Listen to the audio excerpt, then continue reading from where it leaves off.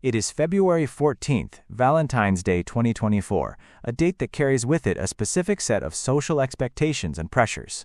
For Chloe Evans, a 24-year-old junior graphic designer at a boutique marketing firm in downtown district of Oak Haven City, this evening was the culmination of exactly 22 days of digital correspondence with a man she knew only as Ethan.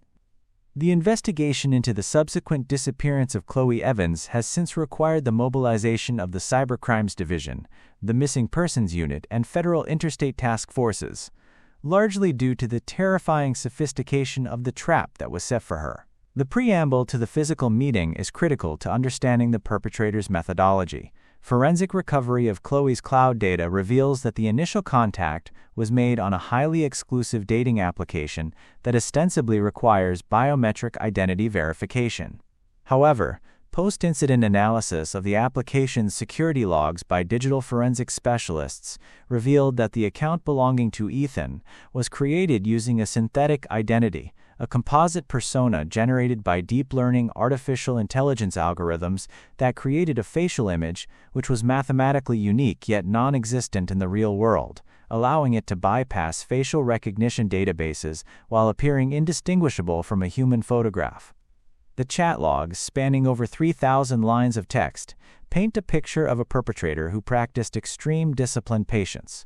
He never asked for compromising photos, never pushed for an immediate meeting, and utilized a vocabulary and syntax pattern consistent with his claimed profession as a high-end landscape architect. This grooming phase was designed to dismantle Chloe's natural skepticism. On the night in question, Chloe clocked out of her office at 5:15 p.m., returning to her apartment to prepare for the date. Her roommate, who was the last known person to see her alive, later testified to investigators that Chloe was anxious but excited, spending over an hour selecting a crimson slip dress and a beige trench coat, items that would later become critical markers in the search grid. At 7:15 p.m., Chloe summoned a rideshare service to transport her to Vino Vows, a dimly lit upscale Italian bistro located on the periphery of the historic district, chosen by Ethan for its reputation for privacy and lack of heavy foot traffic.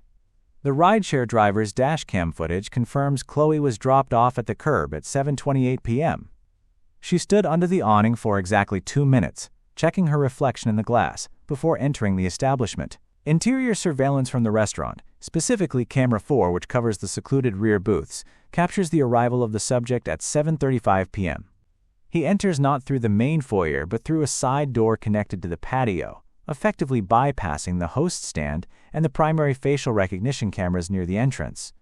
He is a Caucasian male, estimated to be 6 feet 2 inches tall, with a swimmer's build, dressed in a bespoke navy blazer and dark denim, an outfit designed to blend perfectly into the semi-formal environment. He carries no umbrella, despite the rain, and his hair is dry, suggesting he parked extremely close or was dropped off directly at the door. He approaches Chloe's table with a confident, relaxed gait. The interaction that follows lasts for 1 hour and 42 minutes and has been analyzed frame by behavioral profilers. The subject displays what is known as mirroring behavior. He drinks when she drinks, leans in when she leans in, and smiles only when she smiles, a psychological tactic used to accelerate false intimacy. The audio from the restaurant is too cluttered with background noise to discern their conversation, but lip-reading experts confirm he spent the majority of the time asking her questions about her routine, her living situation, and her fears, mining her for data while revealing nothing verifiable about himself. At 8:45 p.m., the pivotal moment of the interaction occurs. The subject produces a small, velvet-wrapped box from his jacket pocket. Chloe's reaction is one of genuine surprise. She opens it to reveal a sterling silver charm bracelet. At 9:10 p.m., the subject signals for the check. In a move that has frustrated financial investigators, he pays with a stack of crisp, sequential $50 bills, leaving a 30% tip to ensure the waiter would not remember him for being cheap, but also ensuring there would be no credit card name to trace. They exit the restaurant at 9:17 p.m. The external camera captures the shift in the atmosphere. The rain has intensified. The street is largely deserted. Instead of walking to the valet stand where a witness might overhear them, the subject guides Chloe across the street to a loading zone where a black, late-model sedan is idling. The vehicle's lights are off. The subject opens the passenger door for her. Chloe pauses. It is a hesitation of less than a second, a micro-expression of doubt.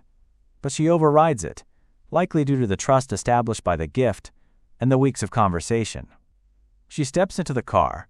The subject rounds the hood, enters the driver's seat, and the vehicle pulls away, merging seamlessly into the flow of traffic. This moment, at 9:19 p.m., is the effective end of Chloe Evans' life as a free citizen.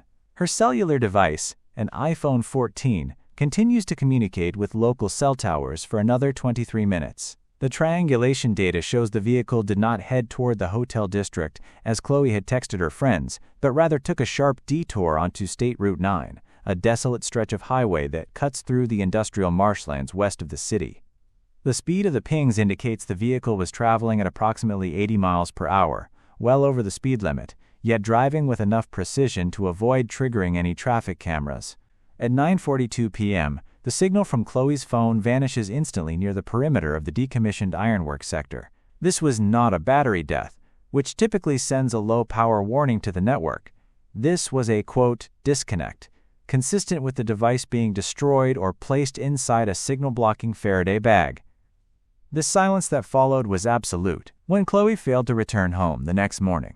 Her roommate's initial panic was dismissed by patrol officers as a romantic overstay, a common occurrence on Valentine's Day. It was not until 4 p.m. on February 15th that a Department of Transportation maintenance crew, clearing debris from a storm drain along the westbound River Bridge, discovered a beige trench coat folded with military precision and balanced on the concrete barrier. Inside the pocket, preserved in a plastic Ziploc bag to protect it from the rain, was Chloe's driver's license and the Valentine's card she had received at dinner. The card was blank. No handwriting, no fingerprints. Just a pristine piece of cardstock left as a mocking tombstone. This discovery elevated the case from a welfare check to a critical incident, triggering a massive mobilization of resources, but by then, the black sedan and its occupants had a lead of nearly 18 hours, disappearing into the vast, unmonitored wilderness of the American highway system. It has now been months into the investigation, and the dossier on the abduction of Chloe Evans has grown to over 4,000 pages, yet the physical evidence remains maddeningly sparse. The primary focus of the task force quickly shifted to the vehicle used in the abduction, the black sedan seen in the grainy restaurant surveillance. Utilizing advanced image enhancement software developed for satellite reconnaissance, the forensic video unit was eventually able to isolate a reflection of the license plate in a puddle on the street. The plate traced back to a rental fleet belonging to a major agency at the international airport, 3 hours south of Oakhaven. However, the rental record associated with the vehicle was a dead end. The car had been flagged as stolen from lot 3 days prior to the date.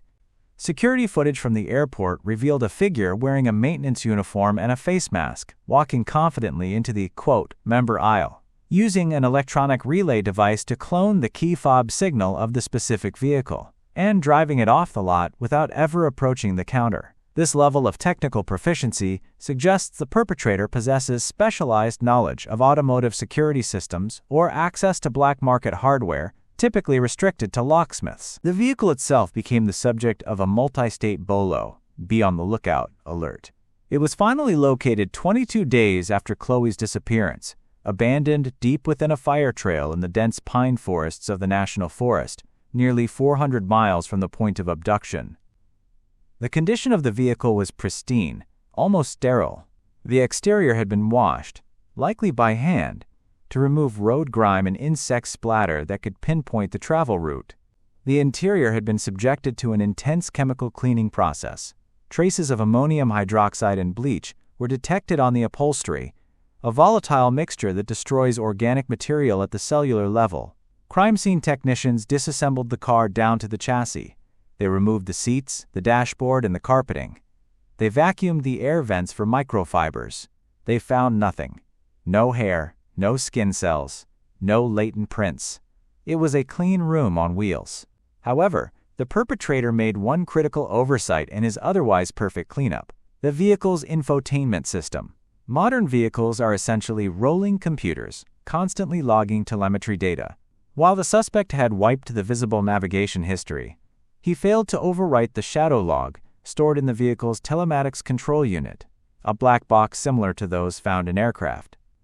Digital forensics experts spent a week extracting the raw binary data from the chip.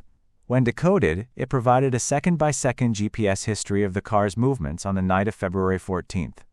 The data revealed that after the phone signal was terminated at 9:42 p.m., the vehicle continued driving for another 30 minutes deep into the industrial wasteland, eventually turning onto a gravel service road that leads to the Echo Point Quarry.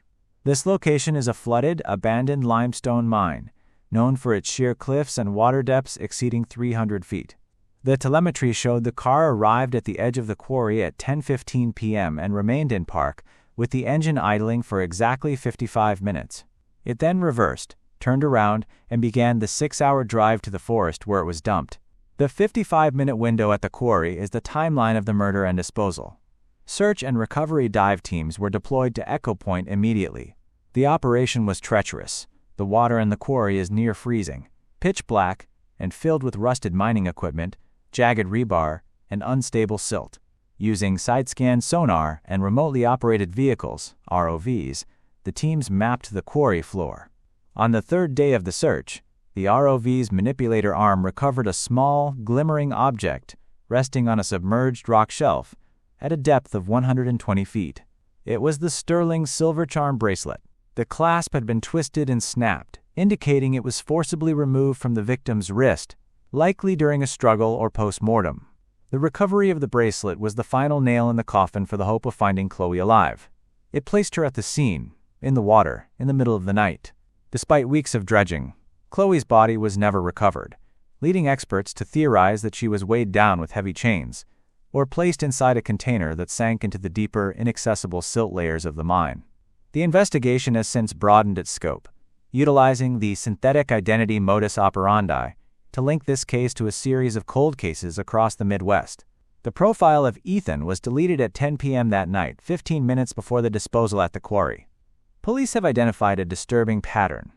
Every year, around mid-January, new, highly sophisticated profiles appear on dating apps in different major cities. They are always architects, engineers, or consultants. They always target professional women living alone. And they always strike on Valentine's Day.